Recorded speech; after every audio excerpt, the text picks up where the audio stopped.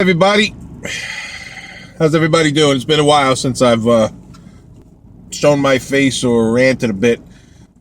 Just been, contemplating, well, actually, more or less collecting thoughts on the whole Israeli-Palestine conflict and this fight over the land that's been going on for so long. And yeah, really, I mean, it dates back so far, but there's a key period in the 19th century where the Brits, I believe, misappropriated the land, not divvying up the land properly as to where Palestine and Israel would have an equal amount of land that actually made sense, where it would be cut down the middle.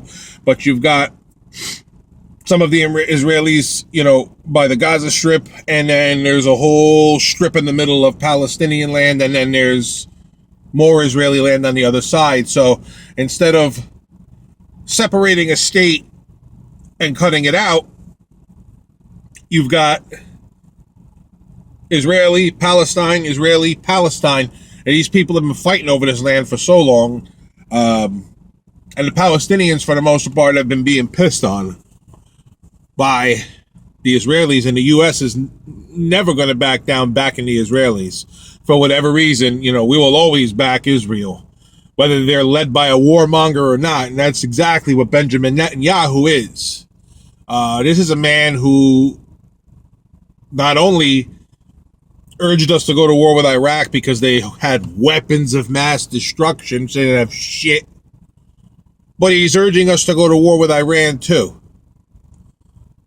Iran signed a peace proliferation treaty, I believe it's called, which allows anybody to go there. Well, not anybody, but elected officials from different departments to go and audit their military bases to see if they're actually building any weapons or nukes. And they've been one of the most rigorously tested and audited countries. And, they come up clean all the time. You know who hasn't signed that peace treaty?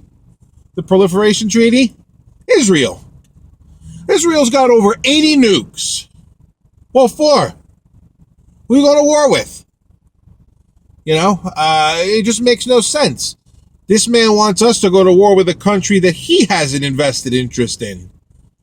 As long as they're led by somebody like him, they're always going to be at war. There needs to be a separation between Palestine and Israel. Palestine deserves to have its own state without being murdered and slaughtered. And I've seen these pictures of families and mothers and children senselessly gunned down.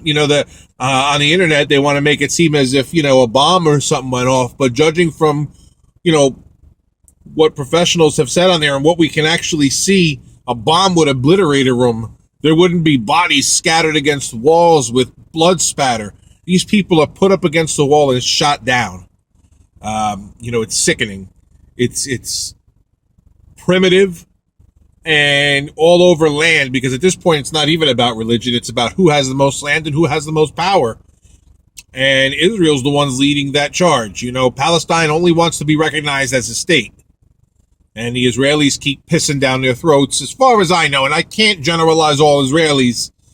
I do know some people that are very nice people, and they're disgusted with the way the country's being led as well. Somewhat like our country when Bush was leading it. There's little you can do when Congress is nothing but Republican, and your president is nothing but a Republican, and his vice president is a warmonger. There's nothing you can do. They're going to do what's in their best interest. They're never going to look out for the people, and that's exactly what Benjamin Netanyahu had in mind when he came here, invited by a piece of shit John Boehner, who didn't clear it with Senate first, didn't ask Congress, broke a bunch of protocols, and never got brought up on any fucking charges. What's good for the goose isn't good for the gander. Anywhere around the world, when you're dealing with shkaro, cash, it's ridiculous. But if you and I were to ever break any tiny little law, you watch how quickly we're brought up on charges. Any little thing.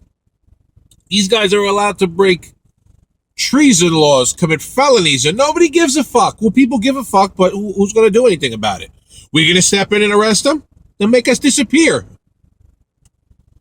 I went off a little bit. I know,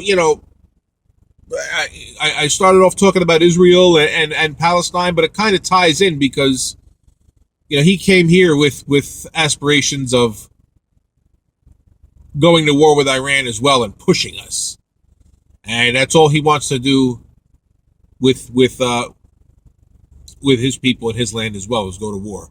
Go to war. He doesn't want to separate the land. He wants power. Never makes for a good leader.